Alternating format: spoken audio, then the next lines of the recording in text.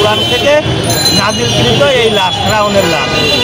কোরআনে অনেক কিছু আছে, কোরআনে এমনও আছে যে ইসলামের নাম বলে ইসলামের প্রচার করে এক শ্রেণীর মানুষ ইসলামকে ধ্বংস করবে।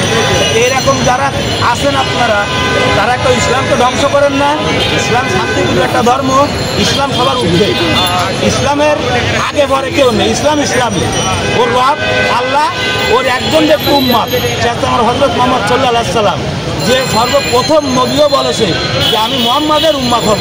যা আমরা এখন আমরা যে উম্মত, প্রথম নবী এই দাবি করেছে যে আমি প্রথম শেষ নবীর উম্মত হব। আর আপনারা সেই উম্মত হয়ে আপনারা জালেমের মতন কাজ করে যাচ্ছেন, আলেমের মতন কাজ করেন, জালেমের মতন না। আমি ডক্টর মিজানুর রহমান আজারী সাহেবের ভক্ত, আমি দেলোয়ার হোসেন সাইদি সাহেবের ভক্ত, কারণ আমি তার মুখ দিয়ে শুনেছি সাইদি সাহেব একজন বৃহত্তম বক্তা ছিল এবং ডক্টর মিজানুর রহমান আজারী তাকে ছাড় মানত, তাকে ইসলামিক যে একটা সংগঠন, ইসলামিক যে একটা শিক্ষায়, সেই শিক্ষায় তাকে গুরু মানত। তাহলে সে তো সঠিক, মিজানুর রহমান আজারী সাহেব তো সঠিক। আমরা হাজারো রিকশালা কিন্তু মিজানুর রহমান আজারীর কথা শুনে যে সে আমাদের ধর্ম উপদেষ্টা হবে বাংলাদেশে, এই শুনে আমরা কিন্তু বেশি আগ্রহী ছিলাম।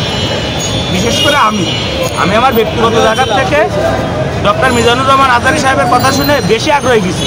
যে একজন মুসলমানের সন্তান, তাকে বলেছিল আয় বাপের বেটা হস তো দেশে আয়। সে দেশে আইছে কিন্তু কোনো রাজনৈতিক কোনো অঙ্গনে বসেনি।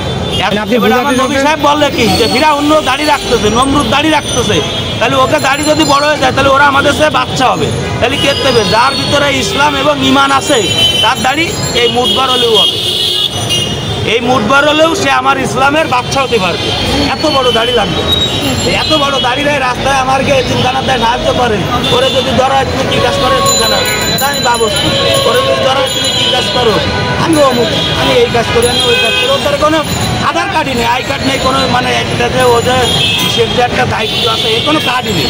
এরকম ভুয়া কিছু লোক রাস্তায় টাকা তুলে বেড়াচ্ছে। আর বিশেষ করে আমি ডক্টর ইউনূস সাহেবকে একটা কথাই বলবো, যেহেতু আপনি একজন ডক্টর, আমাদের মানব জীবনের ডক্টর না, আপনি পড়াশুনো করে সায়েন্স মেডিকেলের ডক্টর, তাহলে আমাদের এই যে অনেক বিকলাঙ্গ মানুষ আছে এদেশে, আর দেশ উন্নতি করার জন্য 5 বছর 10 বছর ফুটপাত যদি বসে ওই দোকানটার জন্য একটা রাজনৈতিক নেতা 15-20 হাজার টাকা খাইয়ে ওই দোকানটা বসাচ্ছে। পার ডে আগে 50 টাকা 100 টাকা খাতো, রাজনৈতিক নেতারা 100 টাকা 500 টাকা করে খাইছে। ওই নিউ মার্কেটে বংশাল, এই যে গুলিস্তান, আপনি বঙ্গবন্ধু এভিনিউর সামনে দেখেন আগামাথা ফুটপাত দখল, ওই পাতাল মার্কেটের পরে চলেন আমার মেন রাস্তায় পুরোটা দখল। এই দখলটা কিসের জন্য হয়েছে? 500 টাকা 1000 টাকা খাওয়ার জন্য, রাজনৈতিক কারণে। আজকের যে সমস্ত আবু সাইদ, মুগ্ধ, আমার